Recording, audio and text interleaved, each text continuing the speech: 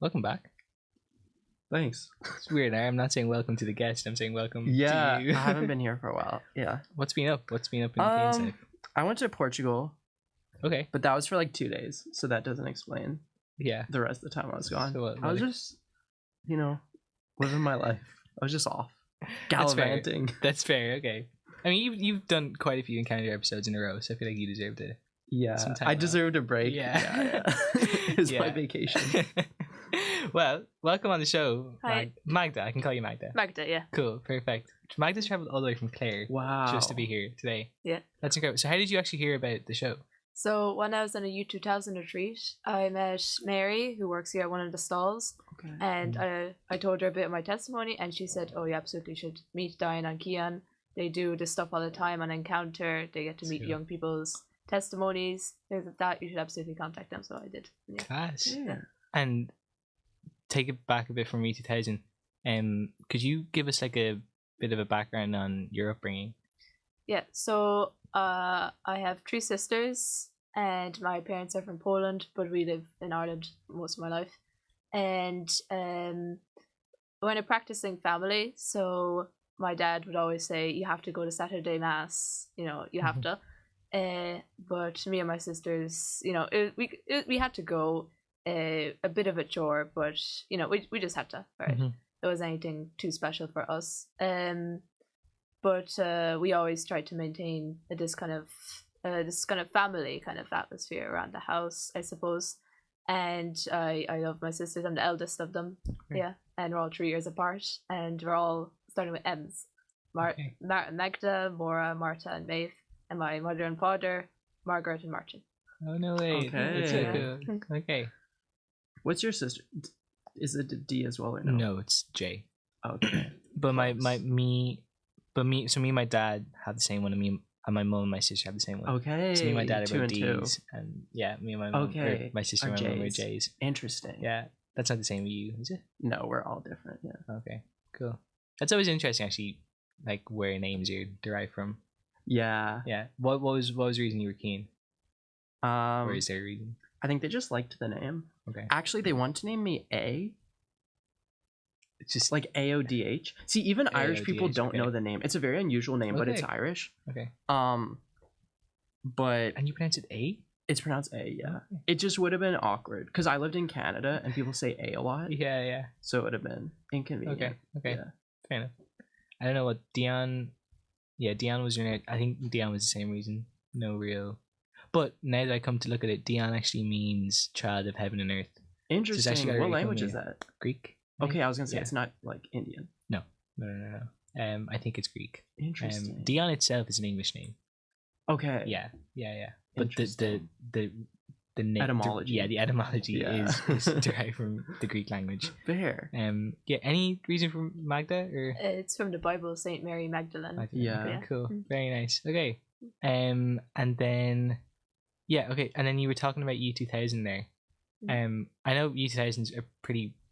It's kind of a reoccurring theme on Radio Maria for different shows. But could you explain a little bit about what U2000 is and what their mission is? Yeah, so U2000, it's kind of like a youth association, and what they do is prayer groups. There's a lot of prayer groups around the country, and they always help anyone set up a prayer group in their own area. I don't have one in my area, but I've been told that I can if I want to set it up.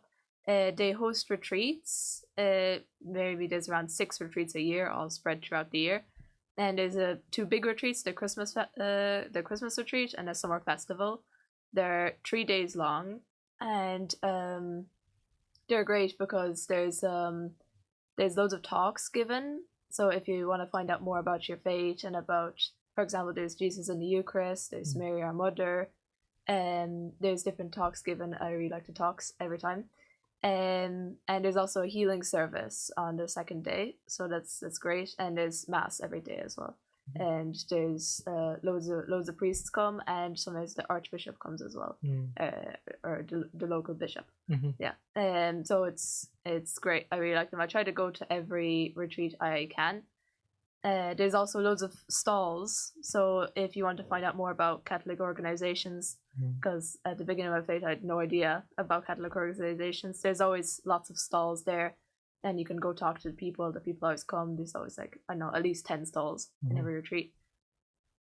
And sometimes they're smaller retreats, so they're regional retreats, so like the Munster regional, the Ulster regional retreats, and the big ones happen every time in the same place. Okay. So usually at a school, or it's at Clongo's Wood College for the summer festival. Yeah. Okay. And then, and then how did you actually start to take your faith seriously? You said there at the beginning of your faith. What did you mean by that? Yeah, so I never really took my faith like seriously when I was small. It was never really, everything just kind of flew over my head, like all the important kind of information. I suppose I never really got that kind of wellspring of faith, right? I never understood why we went to mass. I just kind of get, oh well, we have to, right? No reason, we just have to. But I always had a great love for the Bible. It was kind of like a kind of something other, you know, that was not present in everyday life. Especially shown through when our dad, he really likes Lego, and he got this really interesting, these two kind of comic books, but they're like the Lego Bible. It's called the Brick Bible. Okay. It's made by this guy who doesn't actually have faith, but he just thought it'd be an interesting project. It's basically like a comic version of Lego of Old Testament and New Testament. Okay. And like Lego Star Wars, right? Yeah. yeah, just Lego in general, but like the for Bible. the Bible. Yeah. Interesting. Yeah. Yeah. Yeah. So putting this That's childhood the love. thing. It is. Yeah. Yeah, putting this childhood love of Lego and this something other really was amazing for me, and I really loved it. And I used to like read over it and go, like, Okay. That's really cool. This is amazing. But I never really got into my faith, as I said. And for confirmation, our school organized a retreat to Esker. Have you heard of Esker? Yes. Yeah. It's in Leinster. Yeah. Okay. Yeah. Yeah. So Try to keep up. Yeah. So when we went there, the people there, they kind of helped us with fun activities. I never saw like, you know, learning about religion as fun, but they made it really fun, and they were really happy as well. So I was like, how can these people be so happy? You know, like what's making them so happy, right? And there's this forest on the estate there, and me and my class went outside, and I was kind of behind. And I was just, when I was looking up at the trees, then I found this really like amazing kind of peace, right? Kind of like a living kind of peace, right? I can't really describe it. But when I felt like someone was with me, right? But I didn't know who it was. And I was like, wow, this is amazing. Must be something else, right? But I never really felt that again, right? But I felt in that moment that there was someone else there with me. And I think now it was Jesus, right? Then when we went to secondary school, it was a hard time for me because I never had much friends in primary school, and I was trying to find new friends, trying to fit in. So it was hard for me. But on first year, the Gideons, they distribute Bibles. Yeah. Yes. School Yes. retreats, I have one of those actually. Cool. Yeah.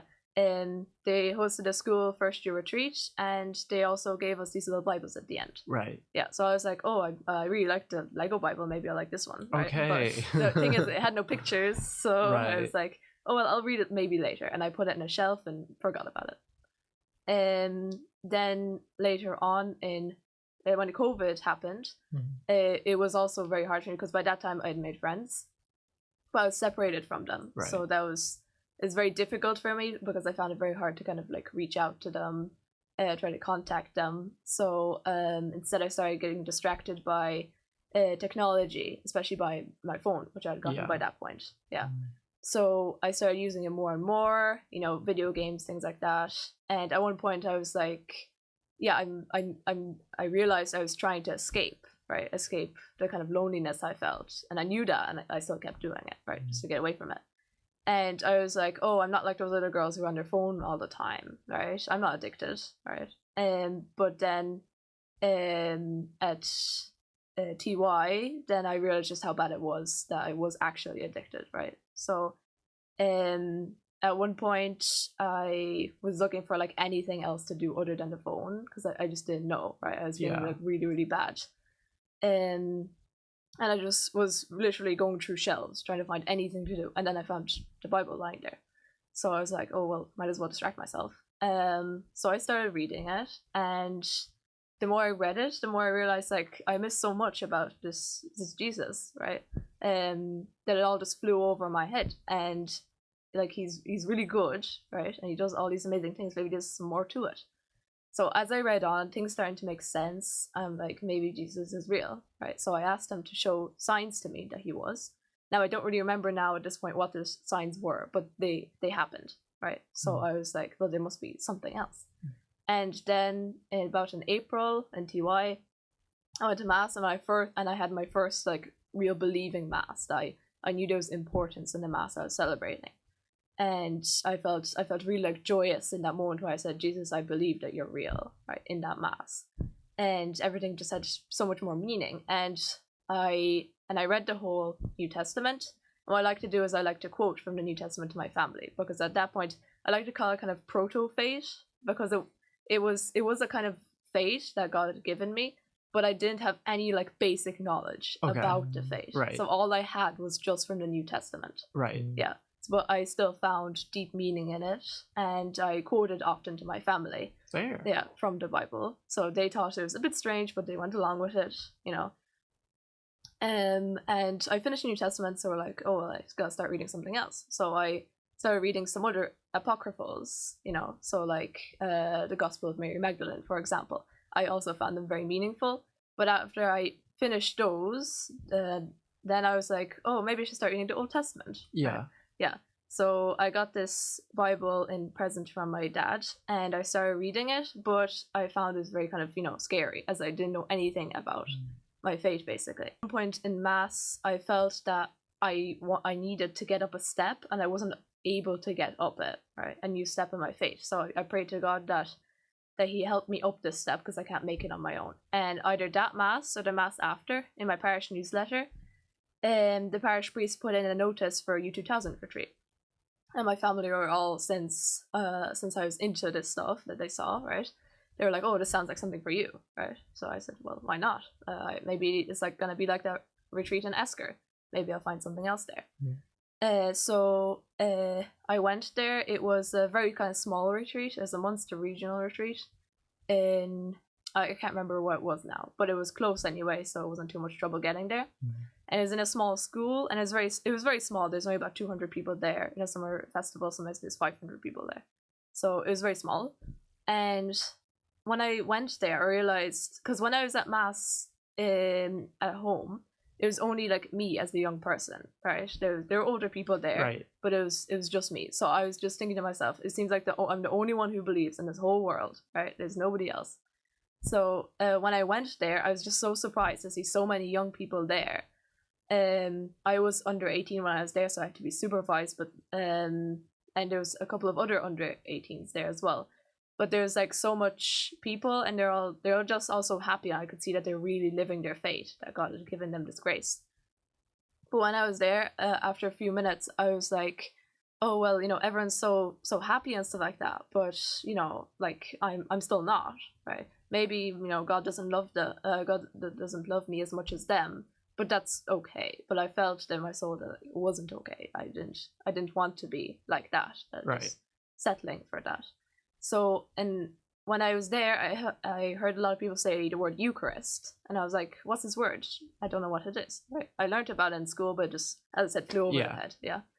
So, there was the first talk, Jesus in the Eucharist, and I was like, "Oh, maybe I'll find out more there." So I went, and when the priest started talking, he started saying about how Jesus died for me. And I was like, for me? Right? Because I'd never taken it that personally. In fact, when Jesus was talking to disciples, I always thought he meant just the disciples. Okay. Yeah, that it was Right. never meant to anyone else, and they were just a lucky few that were Right. chosen. So when it meant for actually me, I was just flabbergasted, you know? And he just went on to talk about how Jesus gave up himself, you know, for me, and he lived and died for me, and he's in the Eucharist for me every day, right?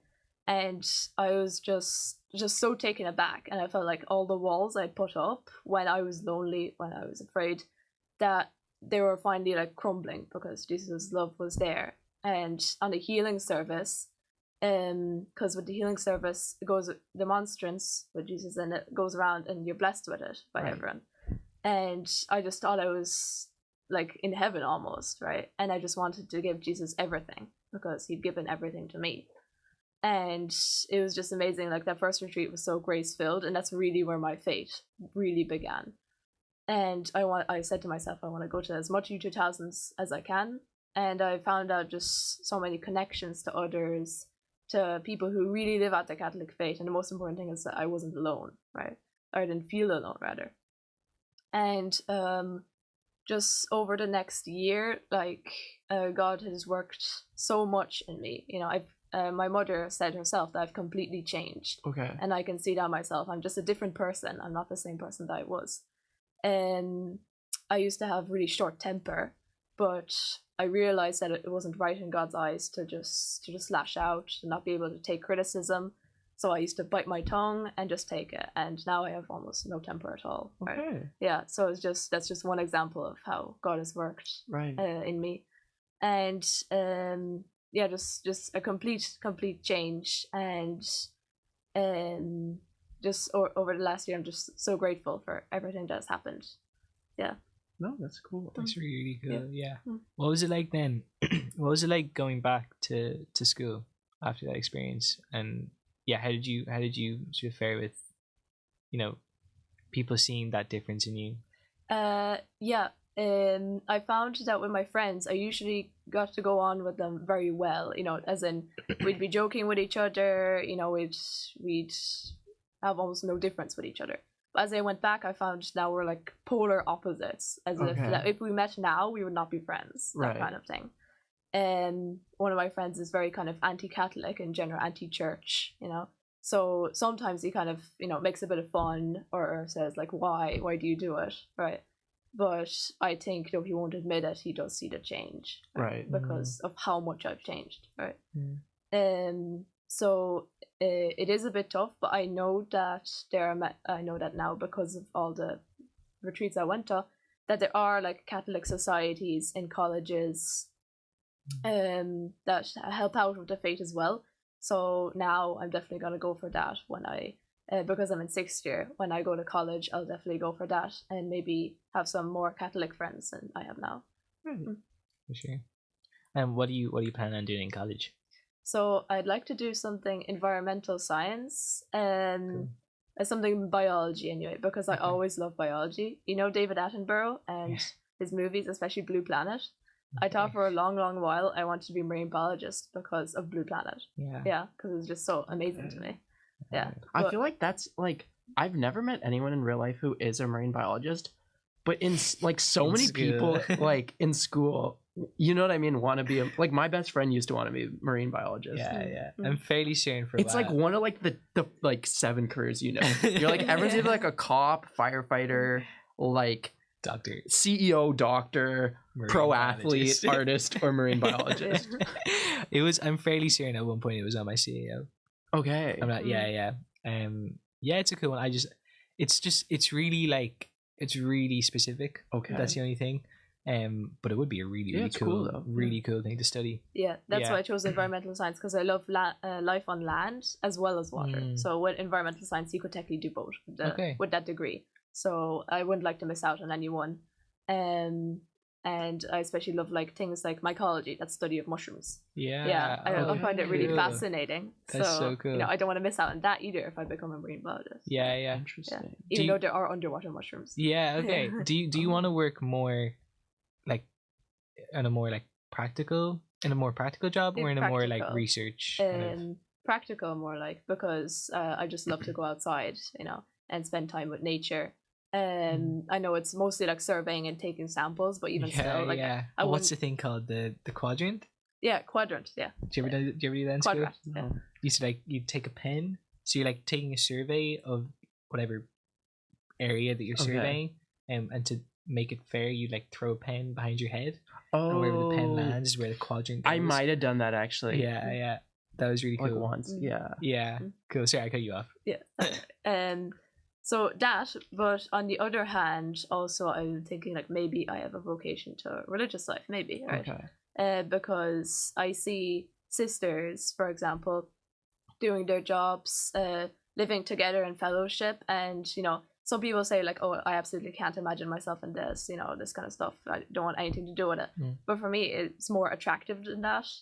It looks really beautiful to me. But I don't want to leave the biology area behind. But I know that whatever God has planned for me will be perfect for me. I don't know, he might make me a sister who's in charge of gardening or something like that. Yeah. So, or a biologist who, I don't know, still does things for him as he would like to. So I'm kind of just waiting on him for that. I'm going to a retreat in Taizé later on this year. So it's going to be for a week. Okay. So I'm hoping maybe he'll reveal that to me then. That'd be really cool. One of my favorite things about talking to people that are religious is to like hear their backstory and to see like what they studied back in when they were in college and stuff.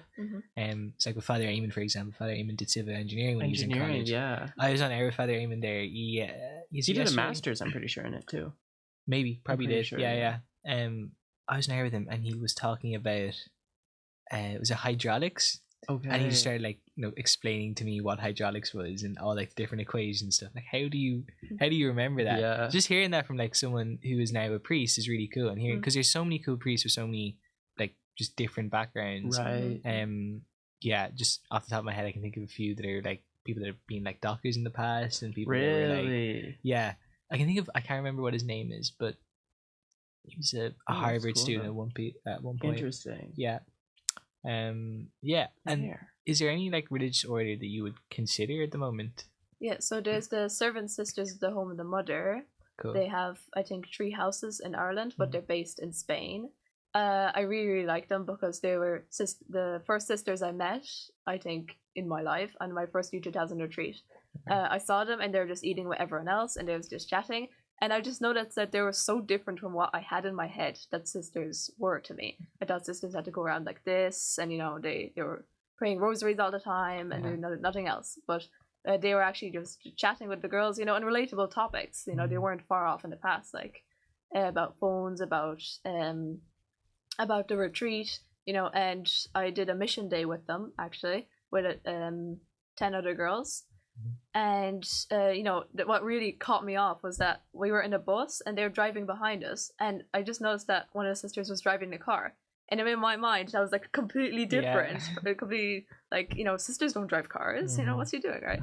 But you know, it was just that kind of thing of you know, getting used to something that's it's supposed to be ordinary, you know. That's really cool. And you were saying as well you went to World Youth Day with the Killaloe diocese? Killaloe diocese. Yeah, perfect. Okay.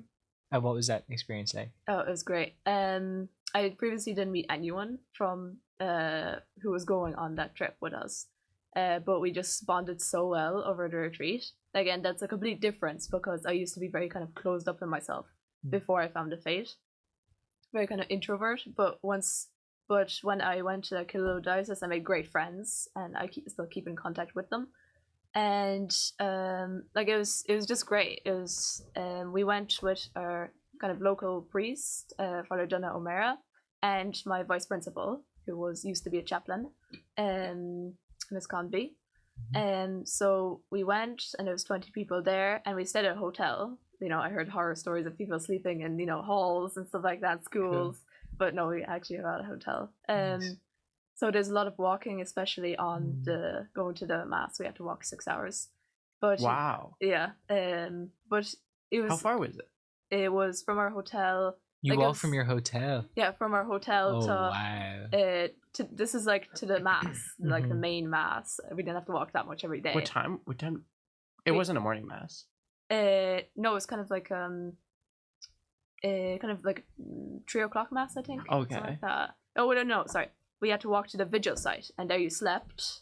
Okay. Yeah. And then the next day you had morning mass. Okay, because if it was like 11 o'clock mass, you're leaving at like 5 a.m., right? Yeah. No, that's what most people. I don't think anyone would have walked just for the morning mass on the morning. Crazy. Yeah, no, that would have been yeah. But like it was amazing. Like just meeting like so many. Like it just doesn't fit in your head when you're actually at the vigil site. And knowing that as far as the eye can see, there's all young people waiting for the Pope. And then also there's a stadium you can't see over there that's also filled with young people, and over the bridge is also filled with young people, and more young people are coming all the time. To see the Pope, but also to receive Jesus, because Pope Francis is God's representative on earth. So like my main kind of memory is that when people used to see Pope Francis, I used to see in videos, and they're all like, they're all screaming, right? And I was like, oh, I wouldn't scream if I saw him, but then when he actually passed by us, then it's that overwhelming feeling. It's like, oh, I'm actually seeing Pope Francis. So it was amazing. Really cool. It's definitely gonna be a memory that lasts for a long, long time. Cool. Yeah. What was I was gonna say? Oh, one of the really cool things was, do you know the bridge that you kind of walked to get to the site? Mm-hmm. If you saw it at night, this was during the benediction, I think, but loads of just local people had come on the bridge and were looking over the bridge. I really wanted to get up on that bridge to see what the view would be like, right? Of seeing that many people there. But even looking up to the bridge from down, was really cool. Just to see that many people lined up across the bridge. Just there to see to take part in the vigil was really, really cool. I think Thomas has just come in to let us know that we've 3 minutes left. 3 minutes. Okay. Go for it. You ask questions. No, I was gonna. There was a song called 4 Minutes that used to be my favorite song back in the day. How did it go? It was like, we only got 4 minutes to save the world. It was like Justin Timberlake. Okay. No, it was good. Wait, why did you say that? Because you said we have 3 minutes. Yeah. No, but work away. How do I segue this back to the conversation? Let me think. Any last thoughts that you would like to leave us with? Just yourself. Maybe with what your plans are for college, or do you have any aspirations for the coming year? I don't know. I suppose just do well on my leaving cert. Even if I am going to religious life, might as well just go off with a bang with the leaving cert. Sure. I suppose just one last, comment. When people say that there's no young people, no young people in the church, no young people that believe. But if they only saw so many people at World Youth Day or at the U2000, even that, they'd be proved wrong. They're there, you just don't see them, right? But they're there, and I suppose it's good to be part of that movement. People say that the church is crumbling apart, but I think that the church is still going strong. It's going to be going even stronger with so many young people. It's got has a bright future, I think, as usual. For sure. Yeah. I mean, that's what the show is about as well, to show people that there are young people out there that are that have great testimonies, and that are we're trying to show people that this is the future of the church, which is really cool. So we'll finish off for today. Do you want to finish this up? Yeah, thank you everyone very much for joining us today. To our listeners and watchers, you can see the sun coming through the blinds on our faces, because it's a beautiful day today. But thank you very much for joining us for another episode of Encounter. Thank you very much, Magda, for joining us today. Thank you. And until next Saturday at 2:00 p.m. from us, God bless and take care. God bless.